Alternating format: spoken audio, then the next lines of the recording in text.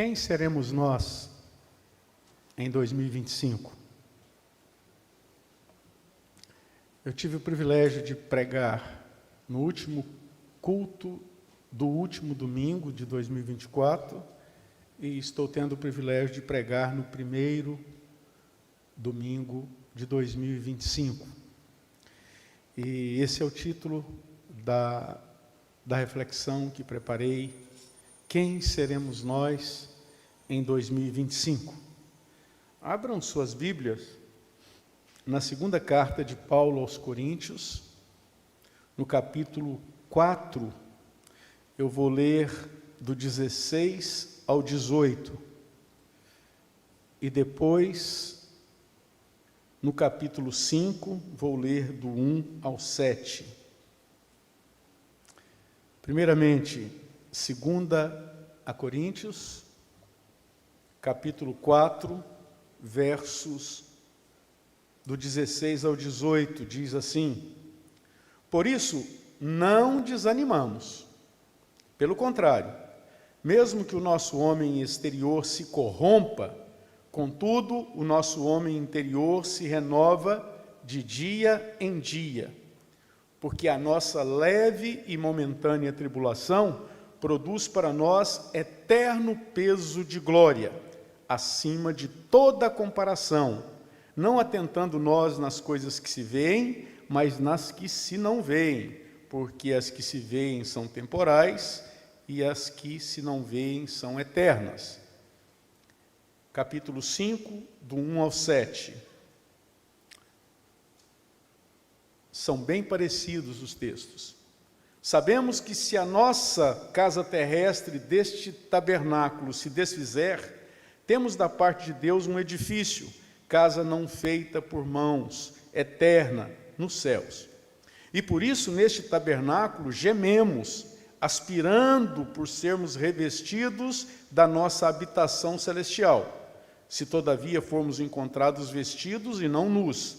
Pois, na verdade, os que estamos neste tabernáculo, gememos angustiados, não por querermos ser despidos, mas revestidos para que o mortal seja absorvido pela vida. Ora, foi o próprio Deus quem nos preparou para isto, outorgando-nos o penhor do Espírito. Temos, portanto, sempre bom ânimo. Começamos com não desanimamos. E agora, temos, portanto, sempre bom ânimo, sabendo que enquanto no corpo estamos ausentes do Senhor, visto que andamos por fé e não pelo que vemos. Pai querido, continua a falar, Senhor. Queremos ouvir a Tua voz agora na meditação da Tua palavra. Tira as escamas dos nossos olhos, dá-nos o entendimento necessário. Assim oramos em nome de Jesus. Amém. Existem 3 princípios que devemos distinguir em relação à vida cristã. Se entendermos estes princípios, eles terão, eu diria, um impacto muito poderoso em nossas vidas. Se entendermos esses princípios, eles nos livrarão de muitas frustrações e até mesmo decepções em nossa vida cristã. Esses princípios são, atentem aí, primeiro precisamos entender a nossa posição espiritual em Cristo Jesus. O segundo princípio nós precisamos entender a nossa condição diária neste mundo caído. Porque, tem muita coisa antagônica entre esses 2 princípios. Nossa posição em Cristo Jesus, nossa posição espiritual em Cristo Jesus, nossa condição diária neste mundo caído, e o terceiro princípio, nossa experiência cristã em função dessas duas situações. E primeiro, vamos falar sobre a nossa posição espiritual em Cristo Jesus. Ela decorre do fato de sermos filhos de Deus. com as bênçãos que vêm em decorrência disso. Para entender essa posição, devemos começar com o que o Senhor Jesus fez. Depois de sofrer na cruz para a reconciliação dos homens com Deus, o Senhor Jesus foi ressuscitado pelo Espírito Santo de Deus e foi elevado ao céu. Ali ele foi coroado de glória e de honra. Ali ele foi então declarado por Deus Senhor e Cristo. Ali ele assentou-se à direita de Deus. Ali o Senhor Jesus recebeu toda a autoridade e poder no céu e na terra. Todas as coisas do mundo estão sujeitas a Ele. A doença, pecado, Satanás, a própria morte, tudo está sujeito a Cristo. Definitivamente, o Senhor Jesus ocupa a posição mais alta com o Pai. Não há ninguém maior que Ele. Ninguém recebeu mais glória e honra do que o Senhor Jesus. Ninguém é mais perfeito do que Ele. E quanto à nossa posição espiritual, ela é a mesma que a do Senhor Jesus no céu. Como Ele é, nós também somos. Em sua graça, queridos, o nosso Deus não se contentou em apenas nos salvar, não. Em sua graça, Ele não se contentou em apenas perdoar a nossa dívida, não. Reconciliando-nos com Ele, concedendo-nos a vida eterna com Ele, o que Ele faz? Ele nos adota e nos torna seus filhos e herdeiros, co-herdeiros com Cristo. É isso que somos em Cristo Jesus. Posicionalmente, somos filhos e herdeiros de Deus. Isso significa duas coisas, pelo menos. Em resposta à nossa fé, Deus nos levanta e nos coloca na mesma posição de Cristo. Olha o que Paulo vai dizer lá em Efésios. Mas Deus, sendo rico em misericórdia, por causa do grande amor com que nos amou, e estando nós mortos em nossos delitos, nos deu vida juntamente com Cristo. Pela graça sois salvos, e juntamente com Ele nos ressuscitou e nos fez assentar nos lugares celestiais em Cristo Jesus. Isso tudo faz parte da nossa posição espiritual em Cristo Jesus. E a segunda coisa que isso significa é que, em resposta à nossa fé, tudo que o Senhor Jesus adquiriu do Pai, herdamos também com Ele. Paulo vai dizer: portanto, ninguém se glorie nos homens, porque tudo é vosso. Seja Paulo, seja Apolo, seja Cefas, seja o mundo, seja a vida, seja a morte, sejam as coisas presentes, sejam as futuras, tudo é vosso, e vós de Cristo e Cristo de Deus. Então, nós não somente somos colocados na mesma posição de Cristo no céu, mas nós herdamos com Ele todas as coisas. Somos, portanto, queridos, feitos participantes da natureza, autoridade, poder e herança de Cristo. Esta é a nossa posição celestial em Jesus Cristo. Também somos feitos participantes de todas as graças adquiridas por Jesus. Concluímos então que em Cristo, no céu, somos perfeitos, totalmente saudáveis, somos vitoriosos, somos mais que vencedores. Não sei quantos se lembram, quando estudamos Romanos, o que Paulo disse no capítulo 8, versículos 29 e 30. Nós falamos muito sobre isso aqui na quarta-feira. Vejam, porquanto aos que de antemão conheceu, também os predestinou para serem conformes à imagem de seu Filho, a fim de que ele seja o primogênito entre muitos irmãos. Agora, e aos que predestinou, a esses também chamou, e aos que chamou, a esses também justificou, e aos que justificou, a esses também glorificou. Perspectiva do céu. A esses também glorificou. Esta posição não depende do que somos ou do que não somos, ou do que pode acontecer ao nosso redor, mas sim de quem é Jesus e o que Ele realizou. Simples assim. O Senhor Jesus, foi o Filho que Deus disse que tinha todo prazer nele. Lembram-se? Este é o meu Filho, em quem a minha alma tem todo prazer. E quando cremos no Senhor Jesus,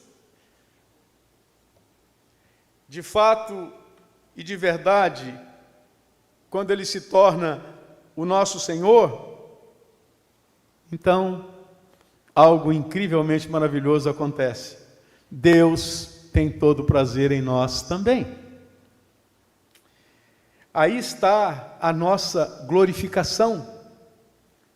Isso é tão maravilhoso, prezados, entender isso. Mas há uma questão muito importante aqui. Tudo que falamos até aqui tem a ver com a nossa posição em Cristo Jesus. Infelizmente, essa ainda não é a condição em que vivemos neste mundo. Não é a nossa condição que vivemos nesse mundo. Há um antagonismo muito grande do que somos em Cristo, posicionalmente,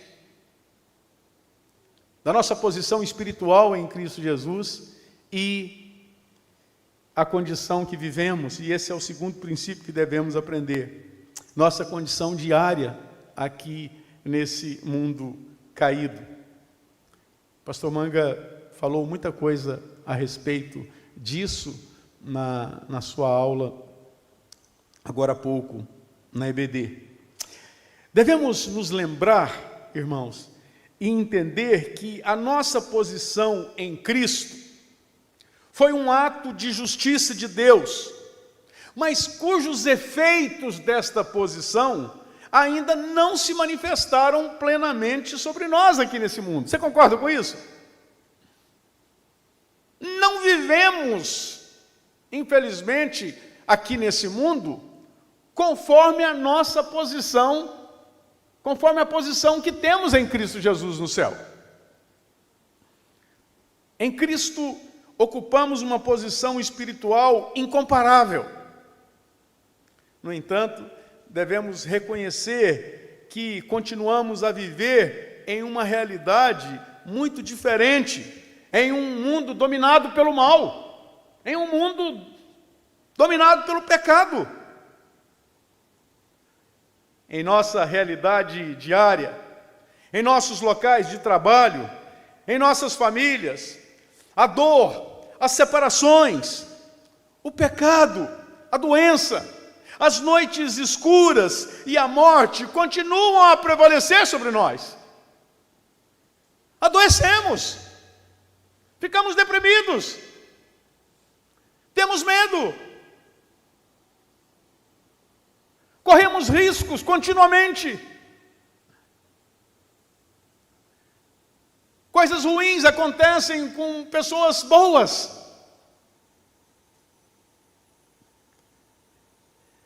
E por conta disso, desse antagonismo entre a nossa posição em Cristo no céu e a nossa condição de vida aqui nesse mundo, é muito comum encontrarmos crentes em conflito com essas duas realidades.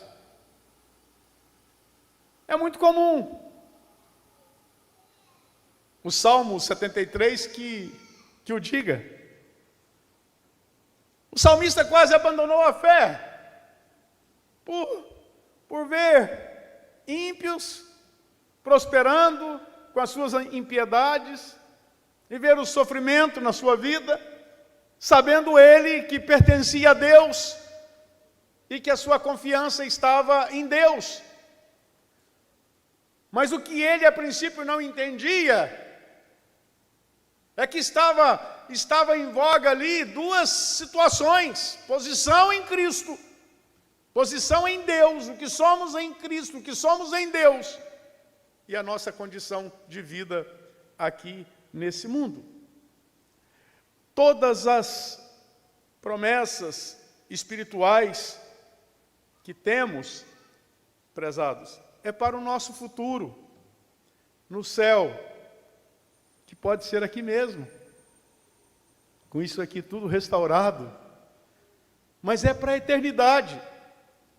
Tem muito crente fazendo confusão com isso. Falava com o pastor depois do estudo que ele deu, que de certa maneira não, todos os crentes devem, de vez em quando, revisitar Gênesis, e se lembrar que desde o primeiro pecado cometido lá em Gênesis, o primeiro descendente não nasceu no jardim criado por Deus. Porque o jardim criado por Deus era lugar da habitação de Deus. E por causa do pecado dos nossos primeiros pais, o primeiro descendente já nasceu fora do jardim.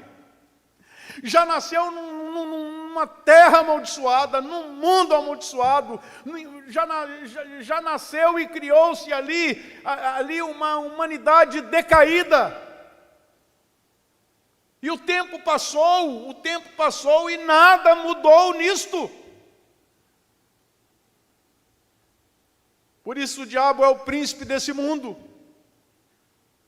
Estamos vivendo neste mundo desta forma. A nossa condição diária é esta. E muitos crentes espiritualizam demais. E muitas igrejas e muitos pastores, ou mal intencionados ou totalmente ignorantes sobre o que estamos falando, estimulam os crentes a querer viver o céu aqui na terra, e nunca vamos viver o céu aqui na terra assim, nessa perspectiva. Mas eu vou falar sobre o terceiro ponto. Mas precisamos de parar de achar que é possível viver o céu aqui na terra. Porque não é. Nem o Senhor Jesus viveu. Pelo contrário, o Senhor Jesus sofreu mais do que a humanidade inteira, porque esse mundo jaz no maligno.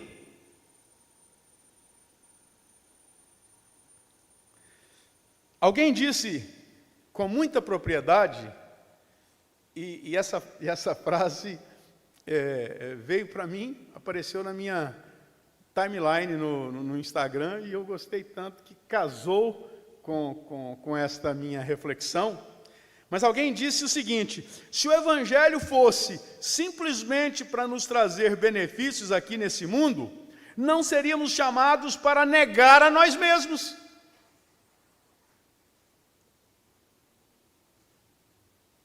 Na nossa condição de vida aqui nesse mundo, precisamos nos negar o tempo todo a nós mesmos, senão faremos o que o mundo faz.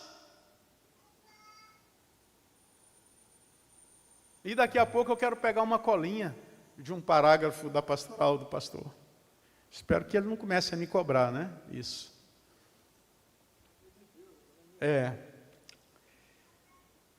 Mas muita gente não quer entender isso. Tem muito crente que não quer entender: no mundo tereis aflições.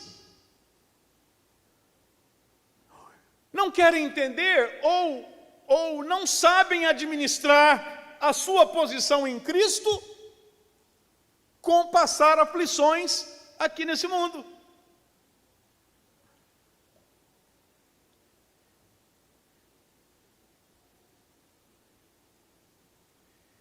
E tem muitos que não estão pensando no que são posicionalmente em Cristo e fixam seus olhos na sua condição, na condição que estão vivendo aqui nesse mundo, que é outro problema.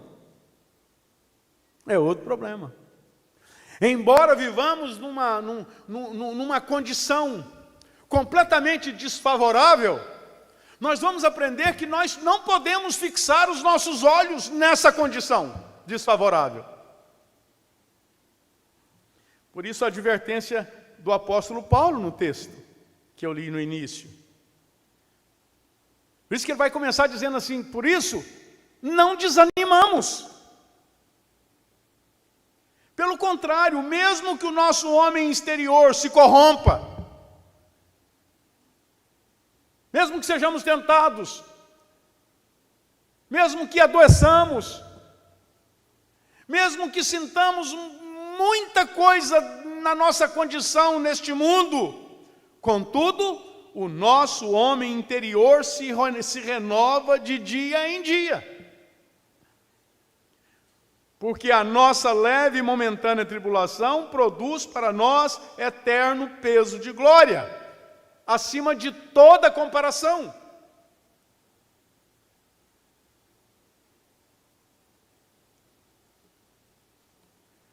Alguns podem até dizer que o que a Bíblia diz é mentira, ou é uma ilusão, porque principalmente os céticos fazem a seguinte pergunta muito provocativa: onde está o Senhor Jesus, se Ele é o Senhor deste mundo?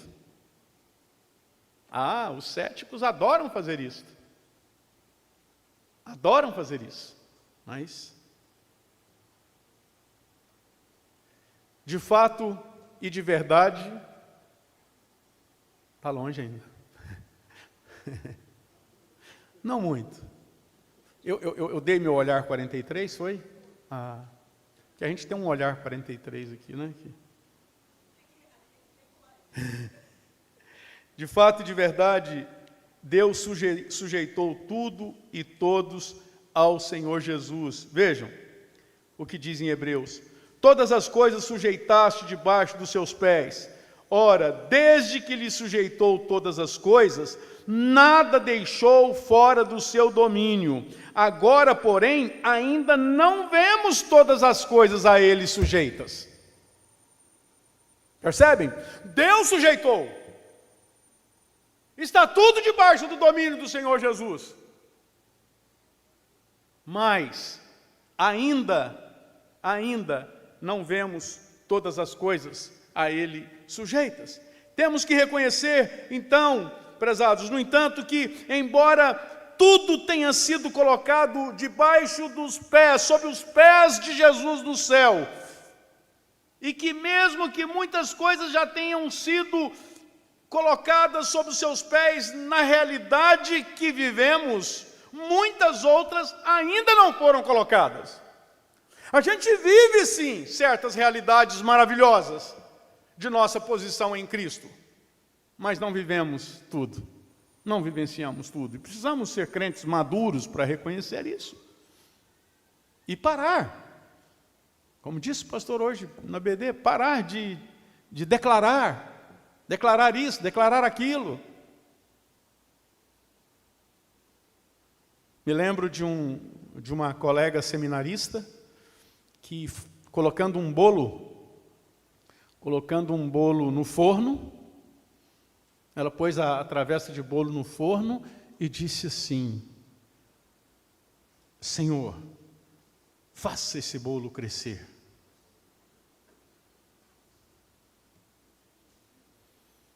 E ela colocou o fermento. imaturidade. Precisamos parar com essa imaturidade. Um jovem ficou bem chateadinho comigo, porque eu disse para ele que, numa época de vestibular, eu disse para ele que se ele não estudar, um jovem ateu que estudou ia passar no vestibular e ele não. Porque Deus não é justo só para os crentes. Deus não é justo só para os crentes, Deus é justo.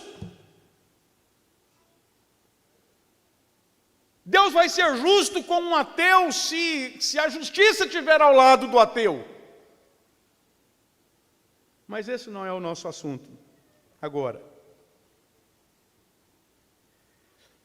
É o que o autor de Hebreus está nos dizendo. Agora, porém, ainda não vemos todas as coisas a ele sujeitas. Dito isto, compreendemos melhor este segundo ponto importante da vida cristã, a nossa condição diária aqui nesse mundo. Definitivamente, queridos, não estamos imunes a tudo que tem relação com o pecado no mundo. Desconhecer isso é desconhecer as próprias Escrituras. Se nossa posição celestial em Jesus é perfeita e imutável, nossa condição terrena permanece longe disso, permanece flutuando com altos e baixos, porque estamos no mundo decaído. Os irmãos estão me acompanhando?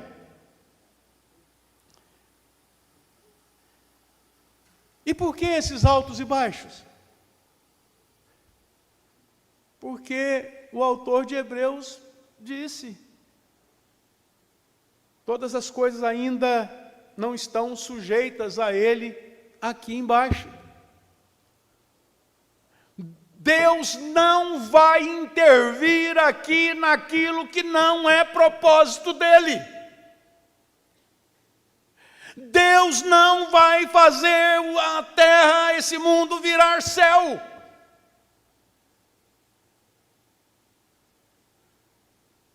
Isso aqui vai ficar infernal. Não é uma mensagem pessimista. É uma mensagem que deve nos levar a olhar para a nossa posição em Cristo Jesus. Olhar para o porvir. E então, como em toda, agora virou moda, né? Como em toda minha reflexão, surge me ajuda aí, Amilca. Surge a pergunta que não quer calar. Então surge a pergunta que não quer calar, que é o terceiro ponto dessa reflexão. Como deve ser então a nossa experiência cristã aqui, enquanto não formos para o céu? Né? Porque está estabelecido um conflito aqui. Não, ainda não. Ainda, eu olhei para o Daniel agora.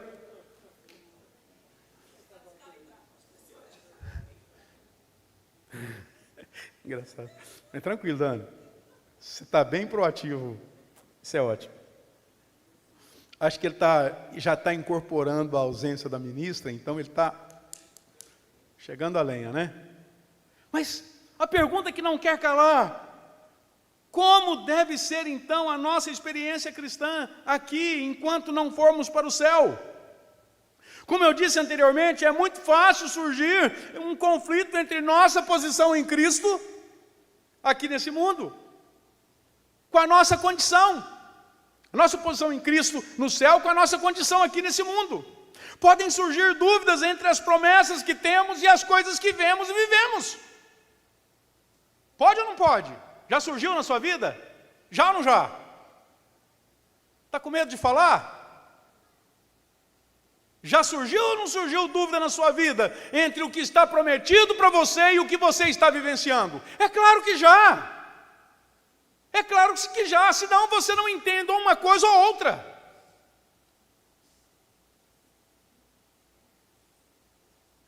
E está o Joabe com um grupo de irmãos, pedalando, que é um grupo muito legal, que eu falo que eu amo participar, conversas maravilhosas, a gente ora na saída, a gente ora na volta, quando a gente para no intervalo, a gente só conversa sobre coisas edificantes, e na volta, do nada, o Joabe leva uma queda na bicicleta e se machuca demais. Um servo de Deus, alguém por quem particularmente tenho muito carinho, muito amor a ele e a família, alguém, embora muito quietinho, mas de excelente convivência. Como não vai surgir um conflito entre o que somos em Cristo e o que acontece aqui nessa vida? Surge. Mas não podemos perguntar, e o Joabe não perguntou hora nenhuma, Deus, por que isso aconteceu comigo? Ele perguntou, Deus, o que tu vais me ensinar com isso? Então, podem surgir dúvidas. Isto é o que a Bíblia diz que eu deveria ser ou viver, mas isto é o que eu sou. Isso é o que eu estou vivendo. Isso é o que eu estou passando. A cura é uma promessa do Senhor, mas o sofrimento de dia e de noite é a minha realidade. Alguém diria, Jesus quebrou o poder do pecado na cruz, mas eu continuo sofrendo provações e tentações. Sou chamado a viver uma vida de vitória e poder, mas tenho experimentado aflições e fracassos, diria outro. Rigorosamente, prezados, nossa condição aqui nesse mundo é totalmente afetada pela maldição do pecado. Mas o que não podemos é viver de acordo com essa condição, acorrentados às mazelas desse mundo que jaz no maligno. Por conta disso, a proposta do apóstolo Paulo é, não atentando nós nas coisas que se veem, mas nas que se não veem, porque as que se veem são temporais e as que se não veem são eternas. E aqui eu vou pegar minha colinha. Como viver aqui neste mundo? O nosso querido pastor disse, nesse parágrafo aqui, um resumo disso tudo. Acho que ele hackeou meu sermão. Então, mas olha o que ele vai dizer aqui, ó. Penúltimo parágrafo. A partir daí,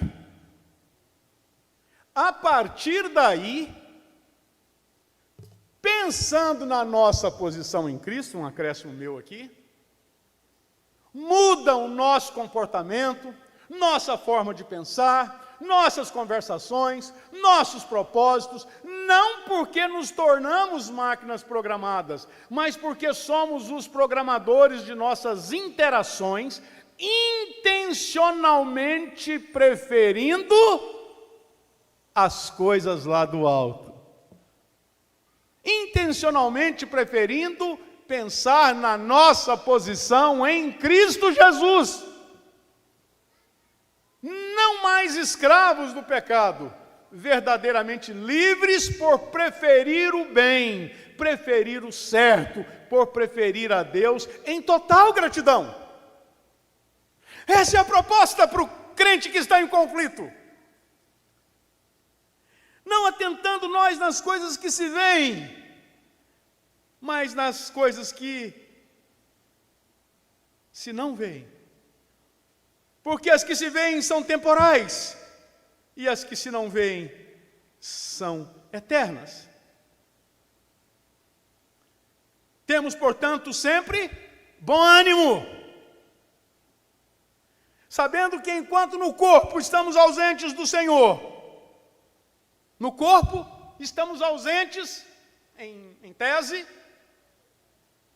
que Paulo está dizendo aqui, enquanto no corpo estamos ausentes do Senhor, ou seja, nós não estamos com a nossa posição, nós não estamos vivenciando a nossa posição em Cristo, visto que andamos por fé e não pelo que vemos. Paulo nos exorta a manter nossa coragem e a ter em vista perspectivas mais elevadas. Paulo deseja que vislumbremos a nossa posição celestial em Jesus Cristo, exaltado e sentado no trono de Deus. Paulo nos exorta a olharmos na perspectiva das coisas invisíveis e eternas. Mas como nós podemos preencher essa imensa lacuna entre nossa posição celestial e seus benefícios, e a nossa condição aqui nesse mundo, e os limites impostos pelo pecado? A resposta é pelo caminho da fé. Visto que andamos por fé e não pelo que vemos. Andamos por fé e não pelo que vemos. Quando você declara que algo vai acontecer, definitivamente você não está andando por fé. Você está extravasando um desejo do seu coração. E por incrível que pareça, quando você está declarando isso, você está sendo Deus de si mesmo. O pastor falou sobre isso. Deus de si mesmo. Eu declaro, o nome de Jesus é só para dar uma conotação espiritual e religiosa. Nem espiritual vou dizer, religiosa. Declaro. Então o poder do que você está querendo que aconteça está onde? Na sua declaração. É homem tudinho. Eu nunca ouvi alguém dizer assim: eu declaro aceitar a soberania de Deus sobre a minha vida. Eu nunca ouvi gente dizer assim. Mas eu declaro que você vai ser curado, ou que eu vou ser curado. Eu declaro que isso vai acontecer. Eu declaro aquilo. Isso é carne pura. Não fique aborrecido comigo. Mas é o que as Escrituras dizem. Mas no caminho da fé,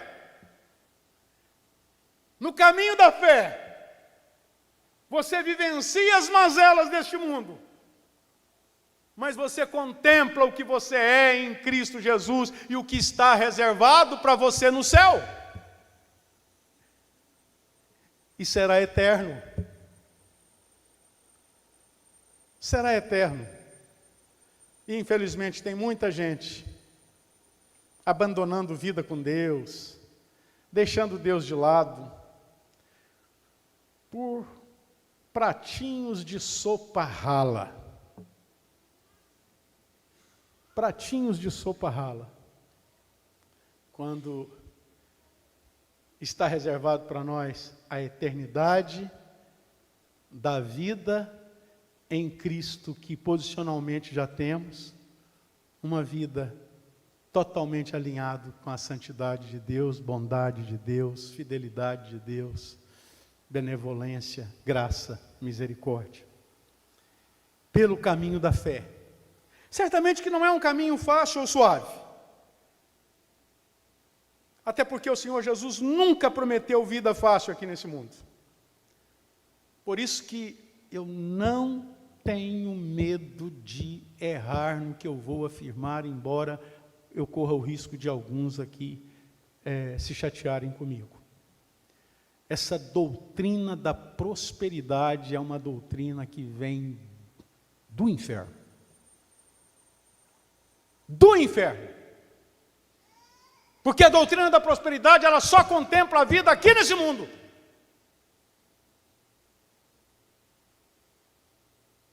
E quem propôs vida boa aqui nesse mundo? Acho que foi o pastor que pregou na mensagem passada, né? Quem propôs vida boa aqui nesse mundo foi Deus? Foi quem? Satanás. E prometeu primeiramente para quem? Para o próprio Senhor Jesus. Percebem como tudo que está sujeito a Cristo, nem tudo está sujeito a Ele aqui? Foi proposto pelo próprio Satanás. Te dou a glória de todos esses reinos, de todo esse mundo, se prostrado e adorares. É infernal uma doutrina É infernal uma doutrina que diz que tudo vai dar certo para você, quando o próprio Senhor Jesus disse: no mundo tereis aflições.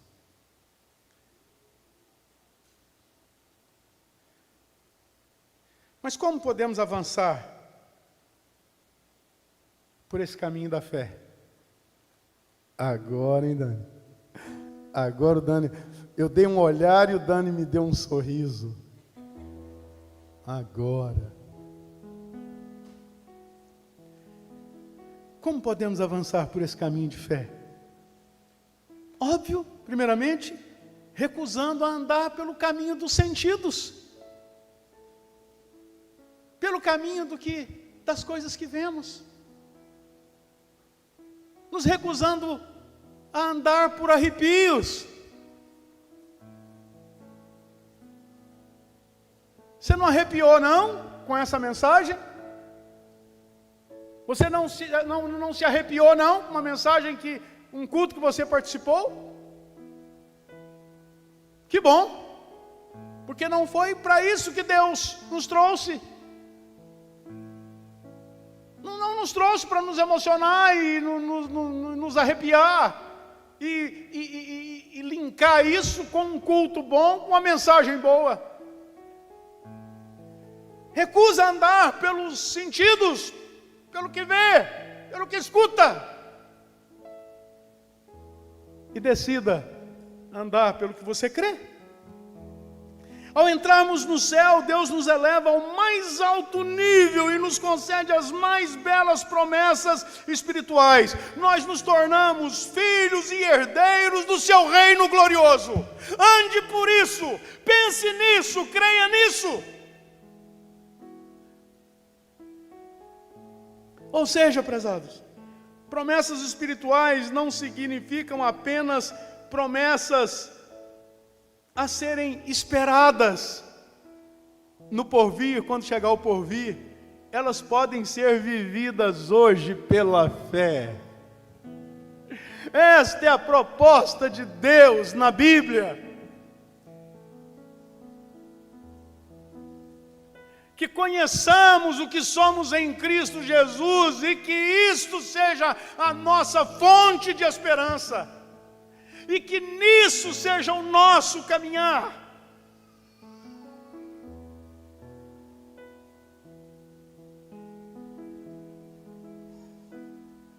Através do poder da fé, a gente consegue essas coisas. A fé nos capacita a viver antecipadamente aqui nesse mundo os benefícios que temos posicionalmente em Cristo. Eu gostei dessa frase, viu? Pode anotar aí, pastor Hélio. Vou repetir essa frase aqui que eu gostei dela. Vou repetir para você. A fé nos capacita a viver antecipadamente aqui nesse mundo os benefícios do que somos, do que temos posicionalmente em Cristo. Com a fé você traz tudo isso para cá, e aí esse parágrafo aqui da pastoral do pastor Manga faz todo sentido. Pela fé posso antecipar minha cura completa que virá. Essa cura já está adquirida no céu. Não é que aí então você vai se curar aqui, materialmente falando, fisicamente falando, mas você traz essa cura estabelecida no céu, você traz para si e vive em função disso. A fé, portanto, ela consiste em antecipar os benefícios da nossa herança, para nos ajudar na nossa condição ruim aqui nesse mundo. Diga se você está me entendendo, amém? Amém? Através da fé, manteremos os nossos olhos na esperança da nossa posição em Cristo.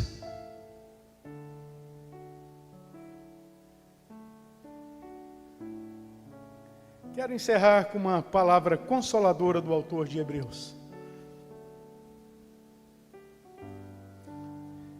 Diz assim: temos esta esperança como âncora da alma, firme e segura, a qual adentra o santuário interior por trás do véu, onde Jesus, que nos precedeu, entrou em nosso lugar, tornando-se sumo sacerdote, segundo a ordem de Melquisedeque.